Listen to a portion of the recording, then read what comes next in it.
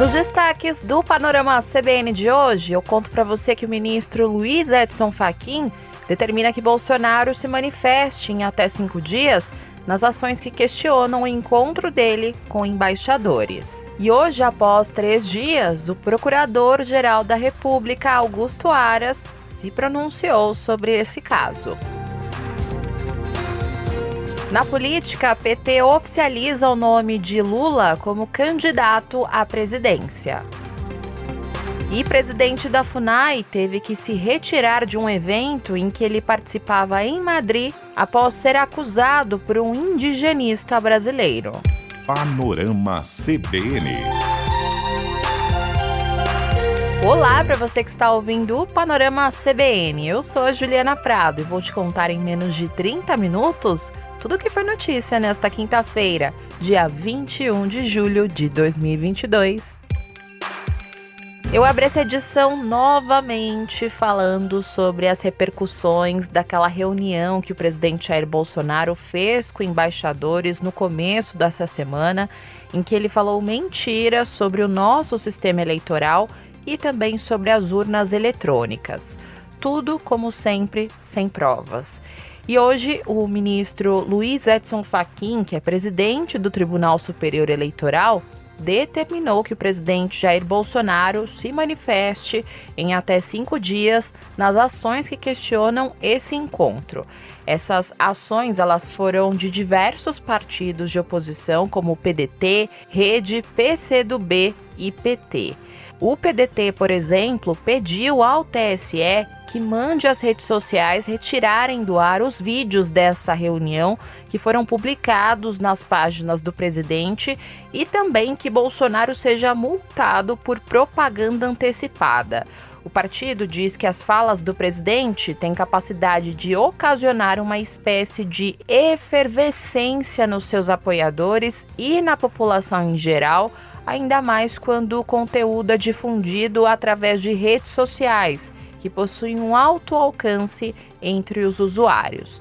Já os partidos Rede e PCdoB pediram a retirada do conteúdo no canal da TV Brasil no YouTube e pediram também que Bolsonaro e o PL, que é o partido que o presidente está afiliado atualmente, sejam condenados a divulgar uma errata desmentindo os termos dessas declarações sobre as urnas e o sistema eleitoral. E essa errata precisa ser nos mesmos meios em que foram divulgadas as informações falsas. Por fim, essa ação do PT requer que Bolsonaro seja obrigado a retirar o vídeo das páginas dele nas redes sociais e se abstenha de fazer outras publicações com esse mesmo teor. Bom, em outra frente desse assunto, eu tenho mais 2 repercussões. A primeira é que o presidente da Câmara, Arthur Lira, continua em silêncio e ainda ele não falou nada sobre essa reunião de Bolsonaro com os embaixadores. Mas o Procurador-Geral da República, Augusto Aras, depois de ficar mudo sobre esse assunto e de sofrer muita pressão, ele finalmente falou. Mas, na verdade, foi quase isso, e eu vou explicar para você o motivo. Hoje à tarde, um vídeo que foi divulgado em um canal do YouTube mostra o Procurador-Geral da República, Augusto Aras, defendendo o sistema eleitoral. Porém, entretanto, todavia, esse vídeo, ele não é de hoje, ele é antigo. Na verdade, essa gravação é de uma entrevista em que Aras deu a jornalistas de veículos estrangeiros no mês passado. Mas, para tentar atualizar o contexto desse vídeo, foi feita uma abertura especial hoje em que Aras exibe um texto em que diz o seguinte, abre aspas, diante dos últimos acontecimentos do país, Aras recorda a necessidade de distanciamento, independência e harmonia entre os poderes. E o texto no vídeo diz também: as instituições existem para intermediar e conciliar os sagrados interesses do povo, reduzindo a complexidade das relações entre governantes e governados. Fecha aspas. Depois dessa mensagem, entra um trecho da entrevista aos jornalistas de outros países, em que Aras ressalta a lisura das eleições no nosso país. Você vai ouvir agora o trecho da entrevista que foi gravada. E eu tenho defendido que quem ganhar a eleição vai levar, vai tomar posse, vai sem maior turbulência. Nós não aqui aceitamos a alegação de fraude, porque nós temos visto o sucesso da urna eletrônica ao longo dos anos, especialmente no que toca à lisura dos pleitos. Nessa entrevista, Augusto Aras evitou fazer ataques diretos ao presidente Jair Bolsonaro. E aí eu fiquei pensando, né? Não era mais fácil ele ter feito um vídeo novo, ainda mais numa situação como essa? Hoje em dia é tão fácil fazer isso, né? Dá mais trabalho editar como foi feito do que fazer, mas enfim. O PGR está de férias no recesso do judiciário. Vamos ver se nos próximos dias ele vai voltar a se manifestar sobre o assunto. Agora, quem não está de férias é a Embaixada Britânica aqui no nosso país. A embaixada divulgou hoje uma nota no qual afirmou que confia no processo eleitoral brasileiro e que as urnas são seguras. A nota diz o seguinte, abre aspas, em eleições passadas, o sistema eleitoral e as urnas eletrônicas se mostraram seguras e passaram a ser recomendadas internacionalmente por sua celeridade e eficiência. E a embaixada declarou também: reafirmamos nossa confiança no bom funcionamento do processo democrático do Brasil e esperamos que todo o país esteja comprometido com respeito à democracia por meio de eleições livres e justas. Fecha aspas. Falando em eleições, hoje o PT e outros partidos que fazem parte da federação com o Partido dos Trabalhadores, como o PSB de Bola, a Rede, o PSOL, o PCdoB e o PV, oficializou o nome de Lula como candidato à presidência da República em uma convenção nacional. Já o nome de Alckmin como vice também foi referendado. Então, com isso, a chapa Lula-Alckmin foi aprovada por unanimidade pela convenção e segue agora para a Justiça Eleitoral. Só para você entender, essa convenção ela é protocolar e, por isso, não contou com a presença de Lula e nem Alckmin, porque os dois estão em Recife para um ato de pré-campanha. Mas a presidente nacional do PT, Gleisi Hoffmann, estava nesse evento da oficialização dos nomes de Lula e Alckmin e ela falou sobre essa chapa.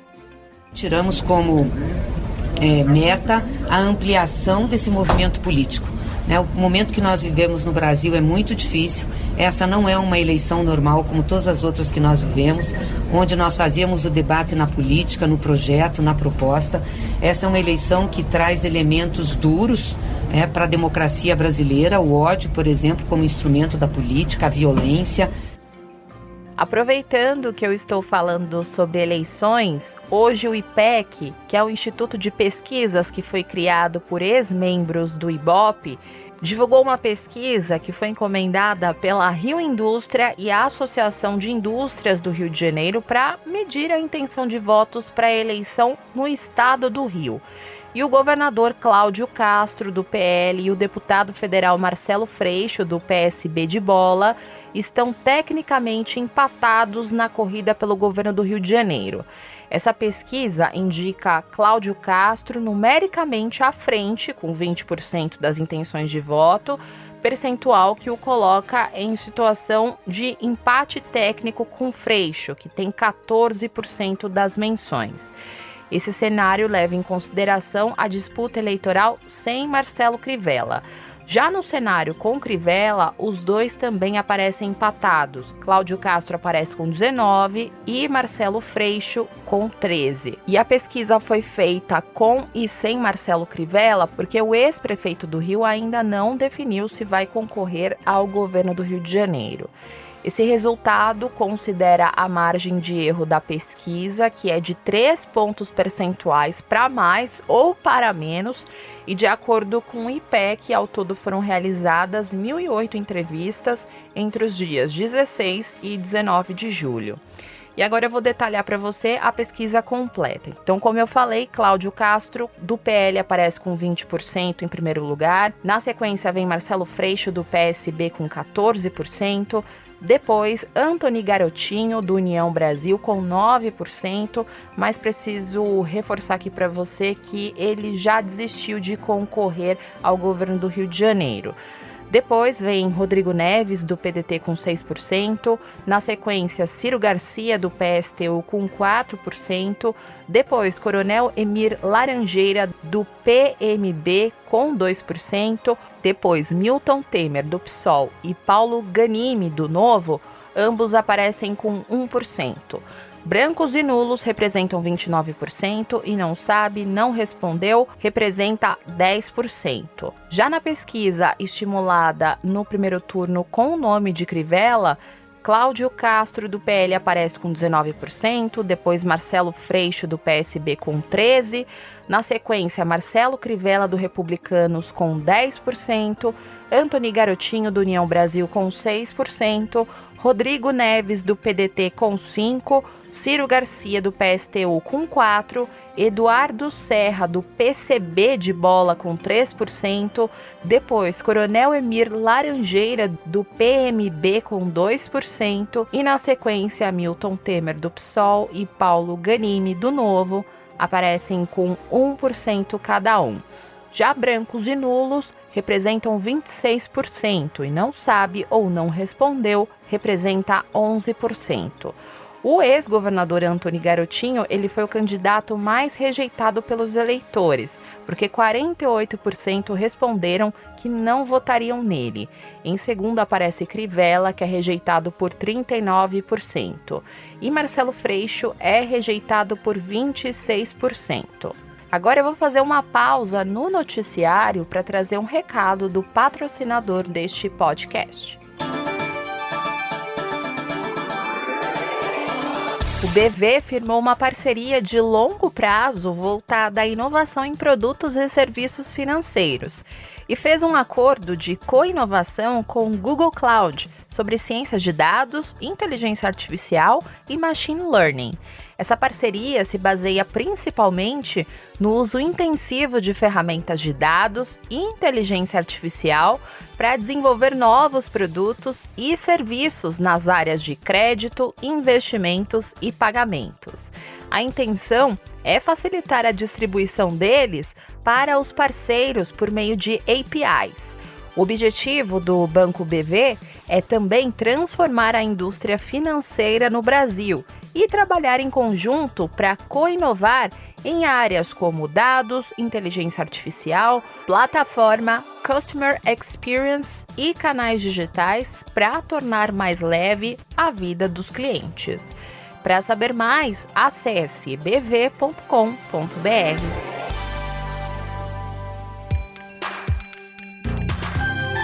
Voltando ao noticiário, o presidente da FUNAI, que é a Fundação Nacional do Índio, Marcelo Xavier, teve que se retirar de um evento que participava em Madrid, na Espanha, após ser chamado de miliciano e assassino por um indigenista brasileiro que estava no local.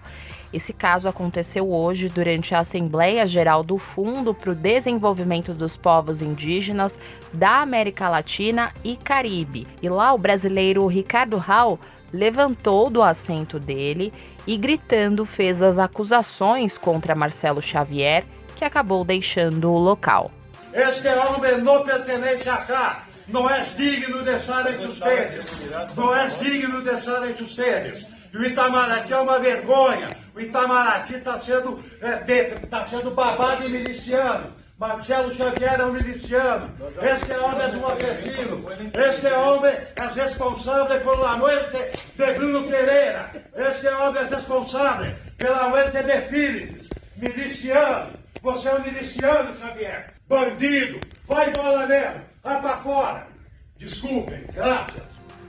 Após as acusações que a plateia ouviu em silêncio, o presidente da FUNAI se levantou e deixou a sala onde acontecia esse evento. E aí você deve estar se perguntando, quem é esse brasileiro que fez essas denúncias? Então, como eu falei, o nome dele é Ricardo Hall e em 2020 ele foi exonerado do cargo de indigenista especializado da FUNAI pelo próprio Marcelo Xavier. Ele fazia a coordenação regional no Maranhão e após ameaças, ele fugiu para a Europa, onde ele mora atualmente. A CBN procurou a FUNAI, mas a fundação ainda não se pronunciou sobre esse episódio. No Rio de Janeiro, 5 pessoas morreram na operação das polícias militar e civil que aconteceu no Complexo do Alemão, na zona norte do Rio. Uma mulher, um policial militar e 3 suspeitos morreram baleados durante um tiroteio com traficantes. Esse confronto entre policiais e criminosos é constante desde o fim da madrugada. E um segundo PM também foi atingido por um disparo no pé, ele já foi atendido e já teve alta. Já a mulher que foi morta se chamava Letícia Marinho e tinha 50 anos. Ela chegou sem vida na unidade de pronto atendimento do Alemão. E ela tinha ido visitar a mãe quando ela foi surpreendida com o tiroteio e acabou sendo baleada dentro do carro. Ela estava com o namorado que também foi atingido de raspão, mas ele passa bem. A polícia militar disse que a base da UPP Fazendinha, que fica no complexo, foi atacada por criminosos, onde estava o cabo da PM que morreu. Bruno de Paula foi atingido no pescoço, ele chegou a ser levado para o hospital, mas ele não resistiu. Durante essa operação, o governador do Rio, Cláudio Castro, usou as redes sociais para lamentar a morte do agente. Castro disse no Twitter que as forças de segurança do estado foram covardemente atacadas durante a ação policial para prender criminosos. O governador escreveu ainda que a morte do PM é uma derrota da sociedade, mas pontuou que não vai recuar com as operações. Sobre essa operação, o porta-voz da PM, o tenente-coronel Ivan Blas, disse em entrevista à CBN que essa ação foi planejada para tentar prender criminosos que praticam roubos de veículos e cargas e também assaltos a banco. A operação foi planejada, ela conta com cerca de 400 policiais, entre policiais militares e policiais civis.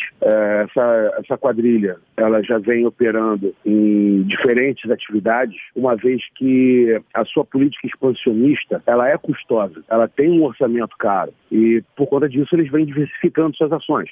Eles têm investido principalmente no roubo a bancos, eles também têm investido bastante no roubo de carga, roubo de veículos. Então a operação ela foi preparada para isso. Nós estamos ainda com os policiais das tropas especiais, BOP e CORE, no interior da comunidade, batalhão de choque e as UPPs, os batalhões de área fazem também o policiamento no entorno. Um vídeo que foi publicado nas redes sociais mostra passageiros de um ônibus se abrigando no chão do coletivo por causa do intenso tiroteio e também rajadas. Nas redes sociais, moradores relataram que acordaram com o som de muitos tiros.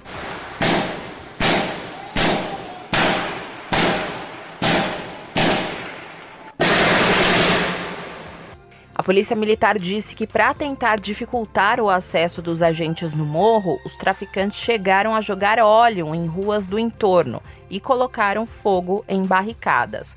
A corporação informou ainda que durante a ação, as equipes policiais foram atacadas a tiros em diferentes pontos do Complexo do Alemão. Ainda no Rio de Janeiro, a paciente que foi mantida em cárcere privado num hospital particular da Baixada Fluminense foi transferida para o Hospital Federal de Bom Sucesso, na zona norte do Rio. Relembrando para você esse caso, Daiane Cavalcante, de 36 anos, ficou impedida de deixar o Hospital Santa Branca, em Duque de Caxias, por 2 meses, depois que ela fez uma cirurgia mal sucedida no abdômen e nas mamas. Para a polícia, a mulher tem sinais claros de infecção generalizada. E essa cirurgia foi realizada pelo cirurgião plástico Bolívar Guerreiro Silva. O médico é sócio desse hospital e foi preso na segunda-feira. No mercado financeiro, a Bolsa de Valores de São Paulo encerrou o dia de hoje em alta de 0,69% aos 98.965 pontos. No mercado de câmbio, o dólar comercial fechou o dia com uma super alta de 0,65% aos R$ 5,496. Já o euro fechou o dia também com uma supervalorização de 1,04% aos R$ 5,615. E eu falei que as duas moedas encerraram em uma super alta porque tanto o dólar como o euro fecharam assim nas alturas depois que o Banco Central Europeu elevou as taxas básicas de juros da zona do euro pela primeira vez em 11 anos. O Banco Central Europeu justificou essa decisão se baseando na inflação, que é galopante, o receio de crise energética, que foi piorado pela guerra entre a Rússia e a Ucrânia, e as perspectivas econômicas sombrias. E por isso a instituição optou por um aumento de juros de 0,5 ponto percentual, ajuste maior do que o esperado pelo mercado. No cenário internacional, o presidente da Itália, Sergio Mattarella, dissolveu o parlamento do país hoje e os italianos vão às urnas no dia 25 de setembro para escolher o seu próximo governo. Essa eleição ela vai acontecer pouco menos de um ano antes da data que era prevista, que era junho de 2023, e foi provocada pela renúncia do primeiro-ministro Mário Draghi após um processo que foi posto por ex-aliados de direita que estão agora bem cotados para assumir o poder após a eleição. E em um discurso após se reunir com os presidentes da Câmara e do Senado, Mattarella disse o seguinte, abre aspas, é evidente que não há apoio parlamentar ao governo e não há outra solução além de convocar o pleito antecipado, fecha aspas. Agora, Mário Draghi vai continuar interinamente no poder até que um novo governo seja formado, processo que pode se prorrogar por meses após o dia 25 de setembro. Já nos Estados Unidos, o presidente norte-americano Joe Biden está com a Covid-19. Em um comunicado, a Casa Branca diz que Biden, que tem 79 anos, apresenta sintomas super leves e está tomando o Paxlovid, que é um antiviral contra a Covid-19 que foi aprovado nos Estados Unidos. Biden fez um teste para o vírus nessa manhã e o resultado foi positivo, segundo a Casa Branca, e agora ele vai fazer o isolamento, mas vai continuar fazendo todas as funções normalmente. Agora eu vou indo nessa, muito obrigada pela companhia de hoje. O roteiro dessa edição foi escrito por mim, a montagem e a sonorização são do Daniel Mesquita, o Dom. E você pode me encontrar lá nas redes sociais, no @Juliana_Deprado no Twitter, no Insta é só procurar por @JulianaDeprado e também tem o e-mail juliana.prado@cbn.com.br. E eu preciso mandar um abraço pro Panolover de carteirinha, Bruno de Lima Santos. Ele mandou uma mensagem para mim, dizendo que escuta as 2 edições do Panorama. Ele também agradeceu a gente pelo ótimo trabalho.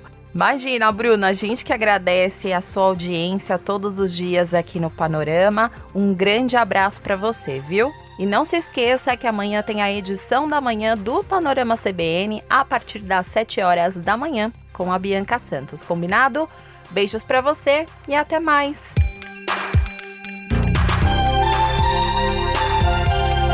Panorama CBN. As principais notícias do dia em menos de meia hora.